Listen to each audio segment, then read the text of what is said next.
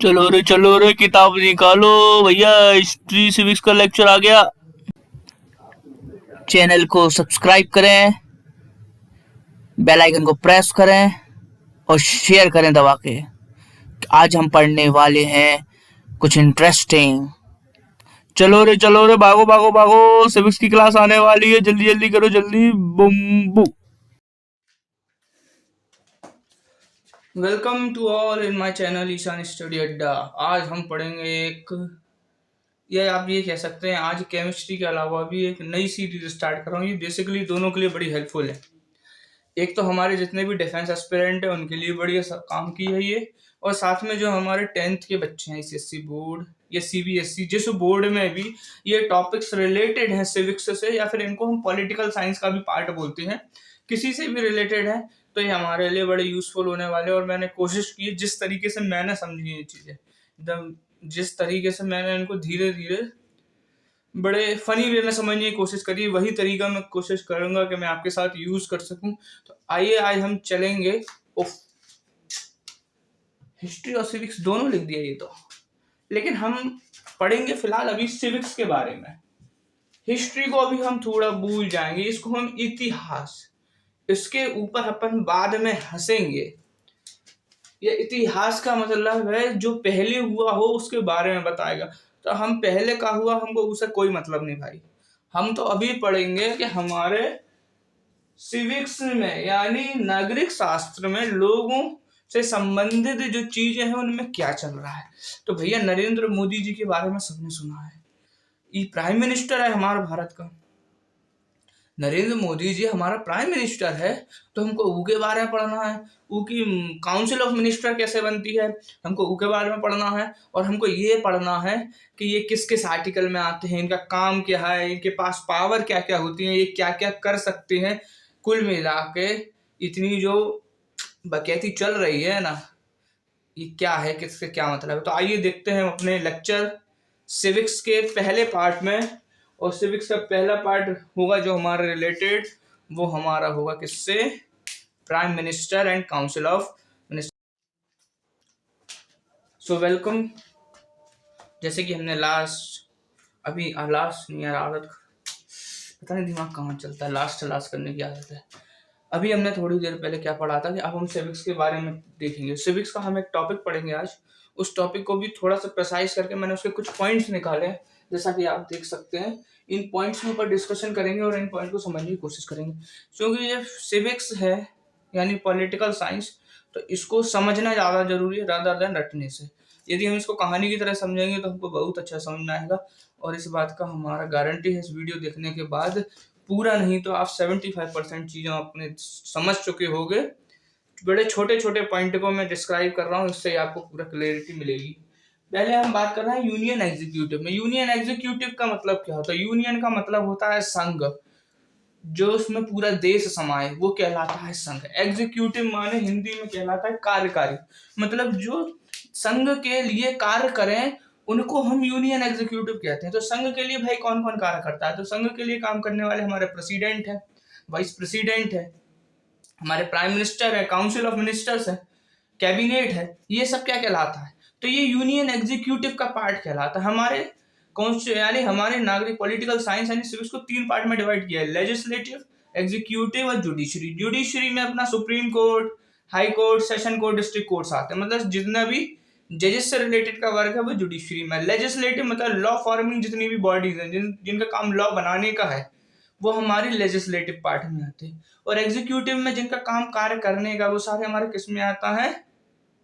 Executive में आते हैं। तो अभी हम बात कर रहे हैं यूनियन एग्जीक्यूटिव माने कार्यकारी संघ। संघ में कौन कौन काम करता है और उनके क्या काम है, उनको कैसे लाया जाता है, वो कैसे काम करेंगे, वो उन किन किन चीजों पे वो अपनी बात रख सकते हैं, उनको क्या सैलरी मिलती है, उनका वर्किंग क्या है, स्टेटस है, वो मॉडल कहाँ से लाया गया, इन सब के बारे में आज हम डिस्कस करेंगे। यूनियन एग्जीक्यूटिव, और यूनियन एग्जीक्यूटिव के हम पार्ट पढ़ रहे हैं प्राइम मिनिस्टर, कैबिनेट और काउंसिल ऑफ मिनिस्टर। मतलब हम प्राइम मिनिस्टर के बारे में बात करेंगे, काउंसिल ऑफ मिनिस्टर्स के बारे में बात करेंगे और कैबिनेट के बारे में बात करेंगे। अरे अरे घबराइए मत, बोर मत होइए भैया, इस लेक्चर को हम बड़े मजाकिया ढंग से समझाएंगे, आपको समझ में आ जाए और चीजें याद हो जाए। चलो हम पढ़ते हैं कैसे। अब हम पहले 3 चीज के बारे में अपन ने पढ़ लिया। एक ई में प्राइम मिनिस्टर होता है, जिसको हम वो क्या कहते हैं, प्राइम मिनिस्टर को भैया हम क्या बोलते हैं, प्रधानमंत्री। जो मंत्रियों का प्रधान है उसको प्रधानमंत्री बोलेंगे। हमारे प्रधानमंत्री कौन है भैया? अभी माननीय श्री नरेंद्र मोदी जी हमारे अभी प्रधानमंत्री हैं। और कौन से प्राइम मिनिस्टर है, कौन से प्रधानमंत्री भैया? 18th प्राइम मिनिस्टर है हमारे इंडिया के। ये 18वें प्राइम मिनिस्टर है। तो हमारे इंडिया का पहला प्राइम मिनिस्टर कौन था भाई? तो हमारे इंडिया का जो पहला प्राइम मिनिस्टर था वो थी जवाहरलाल नेहरू जी। जवाहरलाल नेहरू, इनको हम चाचा नेहरू के नाम से भी जानते हैं। इनके जन्म दिवस पे भैया कौन सा दिन मनाया जाता है? चिल्ड्रंस डे, बाल दिवस मनाया जाता है। उस बाल दिवस को हम क्या बोलते हैं, मतलब उसको हम बाल दिवस ही बोलते हैं, बाल दिवस को क्या नहीं बोलते, दिमाग फिर जाता है कभी। उसको हम बाल ही दिवस बोलते हैं, वो बाल वाला दिवस नहीं भैया, ये वाले बाल नहीं, ये बाल दिवस अलग है। वो बाल दिवस माना छोटका छोटका बच्चा, छोटे छोटे बच्चे जिनको हम चिल्ड्रंस बोलते हैं इंग्लिश में। चिल्ड्रन, चिल्ड्रंस नहीं होता, वो चिल्ड्रन होता है। चिल्ड्रन का मतलब होता है बच्चा। बच्चा चिल्ड्रंस डे जिसको हम बोलते हैं वो 14 नवंबर को आता है। इस दिन सारा बच्चा इंतजार करता है, क्योंकि इस दिन लड़ुआ और टॉफी बहुत मिलते हैं। वो एक बड़ा फेमस गाना चल रहा है ना, ले लो लड़ुआ लाई के। बस भाई समझो आप कि लड्डू और खाने को अच्छा अच्छा मिलता है, इसलिए बच्चे चिल्ड्रंस डे का बड़ा इंतजार करते हैं। तो हमारे पहले प्राइम मिनिस्टर जवाहरलाल नेहरू जी थे, और अभी आज के हमारे करंट टाइम में जो प्राइम मिनिस्टर है वो माननीय श्री नरेंद्र मोदी जी हैं, जो कि हमारे 18th प्राइम मिनिस्टर हैं। उसके बाद आगे बात करेंगे कैबिनेट। उनकी जो टीम है, उनके पास जितने भी मिनिस्टर हैं, मिनिस्टर दो होते हैं, एक इंडिपेंडेंट होते हैं, एक डिपेंडेंट होते हैं। दैट मीन जो इंडिपेंडेंटली वर्क करते हैं स्टेट के लिए वो अलग तरह के मिनिस्टर्स होते हैं, और जो इनके अंडर में रहकर काम करते हैं वो मिनिस्टर अलग होते हैं। तो भैया ये पूरी जो टोटल कहलाती है टीम, इसको काउंसिल ऑफ मिनिस्टर कहते हैं। इसको हम क्या बोलते हैं? Council of minister. और इन्हीं काउंसिल ऑफ मिनिस्टर और प्राइम मिनिस्टर को मिला के भैया कैबिनेट बनती है। क्या बनती है? कैबिनेट बनती है। कैबिनेट में जैसे कि कैबिनेट मिनिस्टर है डॉक्टर नरोत्तम मिश्र, ये क्या है? कैबिनेट मंत्री हैं। ये इसी तरह से बहुत सारे जितने भी मिनिस्टर होते हैं वो कैबिनेट के अंदर आते हैं। कैबिनेट इनके जनरली ऑफिस को बोला जाता है, ऐसे आप याद रख सकते हैं, ठीक है। तो प्राइम मिनिस्टर, कैबिनेट और काउंसिल ऑफ मिनिस्टर, तीनों अलग अलग चीजें। समझाएंगे कैसे, याद रखने के लिए आप रख सकते हो प्राइम मिनिस्टर और काउंसिल ऑफ मिनिस्टर साथ में रहते हैं तो ये कैबिनेट बनता है। अब हम यहाँ बात करेंगे हमारे प्रधानमंत्री के बारे में। किसके बारे में बात करेंगे भाई लोग? प्रधान मंत्री।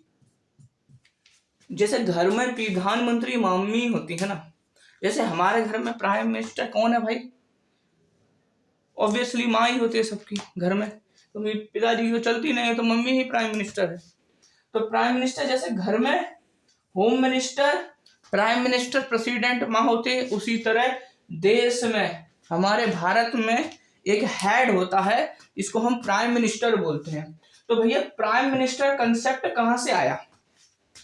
ये भी बड़ा कौन सा, ये बुड़बक प्राइम मिनिस्टर को लाया कौन बे? इन्हें किसने इसको दिमाग दिया था कि प्राइम मिनिस्टर बन सकता है? तो भैया प्राइम मिनिस्टर बनाने का दिमाग आया कहां से? तो अपन चलते हैं थोड़ा पीछे, पास्ट में, इतिहास में। तो इतिहास में जब हम चलते हैं तो हमको पता है कि अंग्रेजों ने हमारे ऊपर शासन किया था। बुड़बक हमारा कोहिनूर हीरा ले गया था। कोहिनूर हीरा के साथ हमारा जितना भी सोना चांदी, हमारी जितनी भी संपत्ति, सारा ले गया वो। और उसको ले जाने के बाद भी उसे चैन नहीं पड़ा, तो फिर क्या किया उसने? यहाँ पे कुछ नियम लागू किए, कानून लागू किए। उन कानून और नियमों को हम लोगों ने अपना लिया, उन रूल्स और रेगुलेशंस को हमने फॉलो किया। हम उन रूल्स और रेगुलेशन को फॉलो तो कर रहे थे, अब वो चीजें हमारे दिमाग में बैठ रही। जैसे कि कोई भी काम को हमने पता है 21 दिन करें, मैंने 21 डेज तक एक वर्क को करें, तो वो आदत हमारी बन जाती है। उसी तरह अंग्रेजों के राज में नियम और कानून को पालन करना हमारी आदत बन गई, और उनके नियम और कानून हमने फिर अपनाने की भी सोचा। जब हमारा इंडिया आजाद हुआ, भारत देश जब इंडिपेंडेंस हासिल किया, तो उसमें कॉन्स्टिट्यूशन बनाया गया भारी भरकम। उस कॉन्स्टिट्यूशन को कम से कम 6-7 देशों के संविधान यानी कॉन्स्टिट्यूशन से मिला के बनाया गया। जब 6-7 देशों को कॉन्स्टिट्यूशन से मिला के बनाया गया, तो उसमें हर देश से कुछ ना कुछ लिया। जैसे फंडामेंटल ड्यूटीज कहीं और से ले ली, फंडामेंटल राइट्स कहीं और से ले लिए, सिटीजनशिप एक्ट कहीं और से ले लिया। तो मतलब यूएसआर, आयरलैंड, ऑस्ट्रेलिया, अफ्रीका, इन बहुत सारी जगहों से क्या लिया था हमने, कुछ कुछ चीजें एक्सट्रैक्ट की थी। तो अब हमने क्या किया भाई, तो हमने प्राइम मिनिस्टर का मॉडल कहाँ से उठाया, कि मतलब हमारे पास प्राइम मिनिस्टर होना चाहिए। प्रेसिडेंट का मॉडल तो हमने कहाँ से लिया, तो प्रेसिडेंट का मॉडल तो चलता है रशिया में, यानी रशिया। रशिया में प्रेसिडेंट मॉडल पे वर्क करता है, क्योंकि वहां के सबसे ताकतफुल, हिंदी और इंग्लिश मिक्स कर दिया, ताकतफुल नहीं, सबसे ताकतफुल या पावरफुल जो वहां का प्रेसिडेंट था उसको जानते हैं हम व्लादिमीर पुतिन के नाम से। पुतिन भैया बहुत खतरनाक शासक रहा, हिटलर से भी खतरनाक। लेकिन हमको पुतिन से कोई मतलब नहीं है, पुतिन को जाने दो बाढ़ में, हमें यहाँ काम है प्राइम मिनिस्टर से। तो भैया प्राइम मिनिस्टर आया कहाँ से, पहला क्वेश्चन का तो आंसर ये मिल गया। प्राइम मिनिस्टर जो आया था based on the British model of parliamentary system और कैबिनेट गवर्नमेंट। मतलब प्राइम मिनिस्टर का जो कंसेप्ट है वो हमको ब्रिटिश पार्लियामेंट से मिला। दैट मीन्स इंग्लैंड की जो ब्रिटिश गवर्नमेंट है वहां से हमने इस सिस्टम को एक्सेप्ट किया। अब ये सिस्टम कहाँ से मिला गुरुजी, तो ये मिला government of India, government of India act 1935। जो गवर्नमेंट ऑफ इंडिया एक्ट 1935 वाला एक्ट रहा बुढ़वा की, ये सबसे बुरा एक्ट रहा ससुरा। इसमें क्या हुआ, इसमें हुआ ये कि जितने भी ज्यादातर चीजें हमें संविधान में दिखती हों जो हमने ब्रिटिश से अपनाई है, यानी इंग्लैंड से अपनाई है, वो सारी किससे ज्यादातर है, वो गवर्नमेंट ऑफ इंडिया एक्ट 1935 से ज्यादा ली गई है वो चीजें। तो भैया ये ब्रिटिश जो मॉडल है इसमें प्राइम मिनिस्टर के बारे में बताया गया था, तो हमने प्राइम मिनिस्टर का मॉडल यहां से उठाया। अब ब्रिटिश मॉडल के अकॉर्डिंग क्या कहते हैं, प्राइम मिनिस्टर वहां का ताकतवर आदमी है, मतलब prime minister is the only supreme of that country. उस कंट्री का सबसे जो सुप्रीम व्यक्ति होगा वो प्राइम मिनिस्टर होगा। लेकिन ब्रिटेन यानी इंग्लैंड के अंदर तो रानी का शासन चलता है, वहां ये चीजें नहीं होती, लेकिन फिर भी उनकी कॉन्स्टिट्यूशन में मेंशन है वहां प्राइम मिनिस्टर का चुनाव होता है, वहां प्राइम मिनिस्टर को सारे पावर यानी हक दिए जाते हैं। तो हमें ये तो समझ में आ गया कि प्राइम मिनिस्टर मॉडल कहां से आया। भैया समझे कि नहीं बुड़वक, based on the British model, British model और पार्लियामेंट्री सिस्टम पे डिपेंड करता है। ठीक है भैया, तो ये ब्रिटिश मॉडल पे चलता है। अब दूसरा क्या है, प्राइम मिनिस्टर में होता क्या है, तो भैया क्या काम है इनका, तो भैया there is a council of minister. Minister की एक बहुत बड़ी टीम होती है, इसको बोले तो मिनिस्टर की टीम बोले बा, इसको क्या बोले भाऊ, टीम ऑफ मिनिस्टर्स। एक मिनिस्टर का बहुत बड़ा टीम होगा, मतलब बोले तो एक गुंडा जैसा ग्रुप होगा मिनिस्टर का, 10-15 लोग हट्टे खट्टे पहलवान होंगे उस ग्रुप में, अपने अपने शहर के, अपनी अपनी स्टेट के बोले तो दबंग लोग, ये काउंसिल ऑफ मिनिस्टर के अंदर आएंगे। और वो काउंसिल ऑफ मिनिस्टर को हेड करने के लिए, मतलब उस पर राज करने के लिए एक प्राइम मिनिस्टर होगा। क्या होगा, एक प्राइम मिनिस्टर होगा, और ये दोनों मिलके एड और एडवाइस, मतलब सलाह मशवरा करेंगे किसके साथ, प्रेसिडेंट के साथ। इसका मतलब क्या है, इससे पहले जब आपने प्रेसिडेंट के बारे में कभी पढ़ा होगा तो प्रेसिडेंट के लिए एक लाइन आती है, it is the nominal head. President हमारा नॉमिनल हेड है। जैसे कि पुराने जमाने में कोई चीज होती है, एंटीक पीस होता है, उसको हम क्या रख देते हैं, म्यूजियम में रखवा देते हैं। अब उसका कोई इंपॉर्टेंस नहीं है, उसका क्या काम है, सिर्फ वो हमारी शोभा बढ़ा रहा है, शोभा बढ़ाने के लिए। तो उसी तरह अपने देश में प्रेसिडेंट का काम शोभा बढ़ाने का है। इसके पास कोई शक्ति नहीं है, कोई ताकत नहीं है, ये कोई शक्ति और ताकत के साथ काम नहीं करता।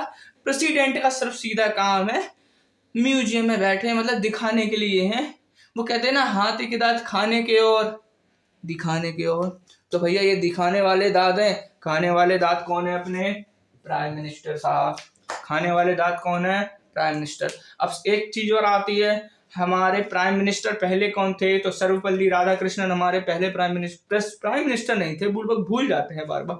हमारा पहला प्रेसिडेंट थे सर्वपल्ली राधाकृष्णन, एस डॉट राधाकृष्णन। हमारे अभी में प्रेसिडेंट कौन है, तो अभी हमारे जो प्रेसिडेंट है उनका नाम है श्री रामनाथ कोविंद जी। सो रामनाथ कोविंद जी हमारे कौन से प्रेसिडेंट है, तो 14th प्रेसिडेंट जो है वो हमारे रामनाथ कोविंद जी हैं इस टाइम पे। ठीक है, तो अब प्राइम मिनिस्टर की टीम का काम क्या है, तो काउंसिल ऑफ मिनिस्टर और प्राइम मिनिस्टर को क्यों रखा गया है, तो एक हमने हेड बनाया है पूरे इंडिया के लिए जिसको हम प्रेसिडेंट बोलते हैं। वो हेड का कोई काम नहीं है, हेड अकेले कुछ नहीं कर सकता, हेड तो लल्लू है, वो कुछ नहीं बोल सकता। हेड जब ही काम कर सकता है जब प्राइम मिनिस्टर और प्राइम मिनिस्टर के वाले साथ वाली टीम जब उसको कहेंगी कि तुमको ये करना है, तुमको वो करना है, तुमको ऐसा करना है, तुमको वैसा करना है, तब वो काम कर सकता है।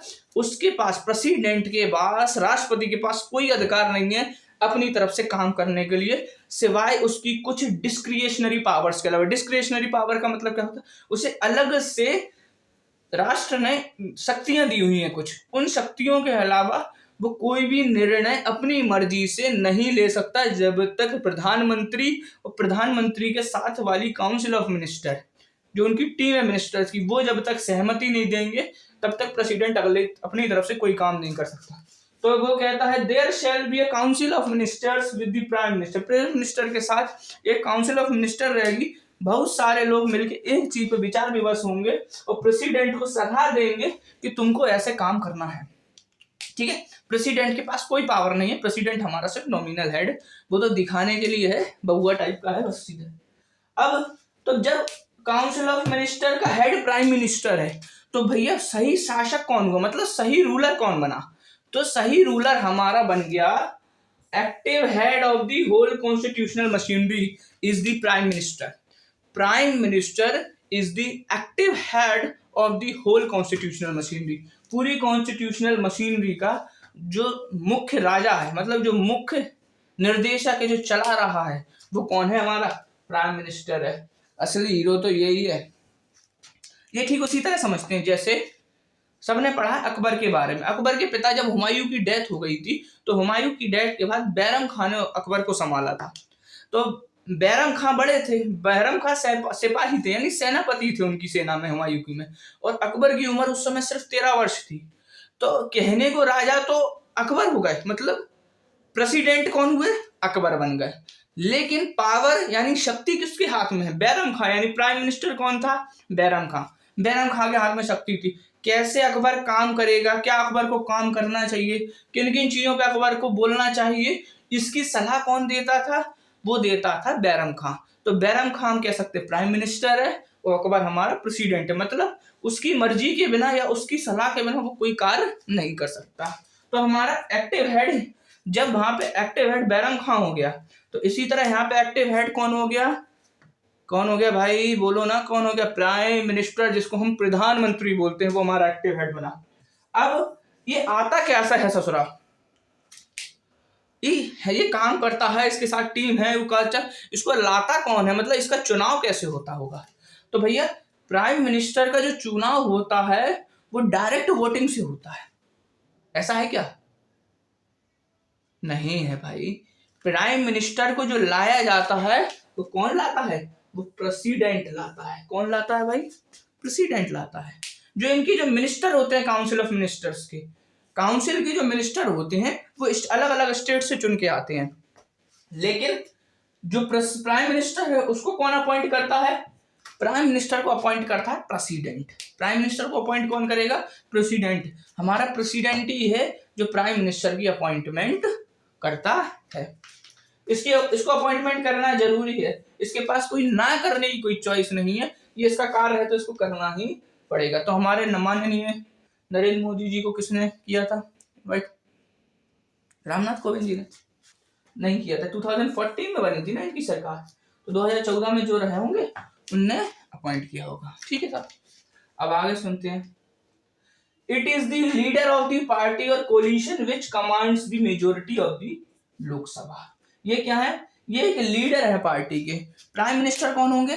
पार्टी के लीडर होंगे, मतलब जिस पार्टी ने जीता है ऑब्वियसली उसका जो व्यक्ति होगा, यानी उसका जो संचालक होगा, चलाने वाला व्यक्ति होगा, वही प्राइम मिनिस्टर बनेगा। सब ऑब्वियस सी बात है। तो या तो जिस पार्टी ने मेजोरिटी से जीता है या तो उसका व्यक्ति प्राइम मिनिस्टर बनेगा, या फिर एक दो पार्टी ने एक दूसरे के साथ गठबंधन कर दिया। गठबंधन को कहते हैं कोलिशन। कोलिशन होना मतलब मिल जाना।